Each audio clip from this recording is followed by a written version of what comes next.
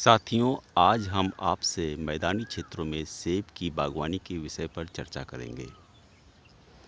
वैसे तो मैदानी क्षेत्रों में सेब की बागवानी एक नया विषय है, किंतु फिर भी कुछ इस प्रकार की प्रजातियां चयनित हुई हैं, जिनके माध्यम से हम मैदानी क्षेत्रों में सेब की बागवानी सफलतापूर्वक कर सकते हैं। इस कार्य के लिए कुछ विशिष्ट प्रजातियां ही हैं, सारी प्रजातियों को नहीं लगा सकते हैं। उसमें से एक प्रजाति है अन्ना। आप ये सामने देख रहे हैं अन्ना प्रजाति का पेड़।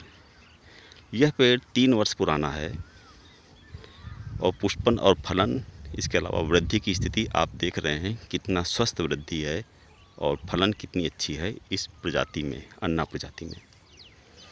तो सबसे पहले इसकी हम चर्चा करते हैं कि इस पौधे को कब लगाया जाए, इसमें कब पुष्पन होता है, कब हार्वेस्टिंग होती है।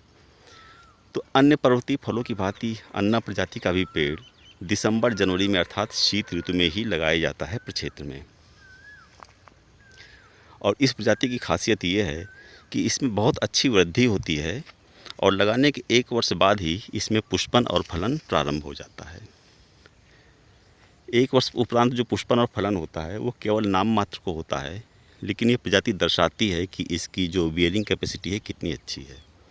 दूसरे वर्ष से इसमें अच्छी फलन प्रारंभ हो जाती है और तीसरे वर्ष से इसमें कमर्शियल उत्पादन शुरू हो जाता है। तो इस प्रजाति अन्ना के बारे में हम आज आपसे विस्तार से चर्चा करेंगे। अब आप इसके फलों को देख रहे हैं, इसके फल थोड़ा सा लंबाई लिए हुए हैं, ये इसकी खासियत है, ये इसकी पहचान है।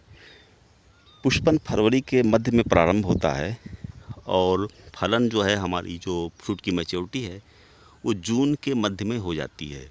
यानी कि कुल मिलाकर 120 दिन में हमारा फूल से फल तैयार हो जाता है और जून में बरसात से पहले ही इसको तोड़ लेना चाहिए। इस प्रजाति की एक विशेषता और है, पुष्पन और फलन तो आपने देख लिया कितना अच्छा है। दूसरी विशेषता इसकी यह है कि जून के महीने में जब फल हमारा तैयार होता है, उस समय पूरी दुनिया में कहीं से भी ताज़ा सेब उपलब्ध नहीं होता है। जहाँ से भी सेब आएगा वह कोल्ड स्टोरेज का होगा, 1 वर्ष पुराना ही होगा, ताज़ा सेब नहीं होगा। दूसरी इसकी विशेषता ये है कि इसमें पुष्पन से फलों की तुड़ाई के समय तक कोई भी कीट या व्याधि इस पे आक्रमण नहीं करती है। इस कारण इस पे कोई भी कीटनाशक या फफूंदीनाशक का छिड़काव नहीं किया जाता है। तो इस प्रकार से यह एक सुरक्षित फल होता है हमारे कंजम्पशन के लिए। ये इसकी अच्छाइयाँ हैं। इस प्रजाति की एक कमी भी है और वो कमी यह है कि मई के मध्य से इसमें जब मिठास आ जाती है तो इस पेड़ पे कई प्रकार की चिड़िया आक्रमण करना शुरू कर देती हैं और फलों को डैमेज करना शुरू कर देती हैं। तो फलों में डैमेज स्टार्ट हो जाता है, तो उससे बचाने के लिए हमें इसकी सुरक्षा पे कुछ खर्चा करना होता है।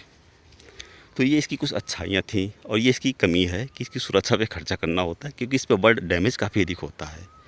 बाकी इस प्रजाति में कई अच्छाइयाँ हैं। आप देख रहे हैं पौधे की वृद्धि कितनी अच्छी हो रही है और लगभग पूरे भाग में इसमें फलन हुआ है, बेहतरीन फलन। तो अपने अगले वीडियो में हम आपसे सेब की मैदानी क्षेत्र में होने वाली अन्य प्रजाति डॉर्सेट गोल्डन पे चर्चा करेंगे। धन्यवाद।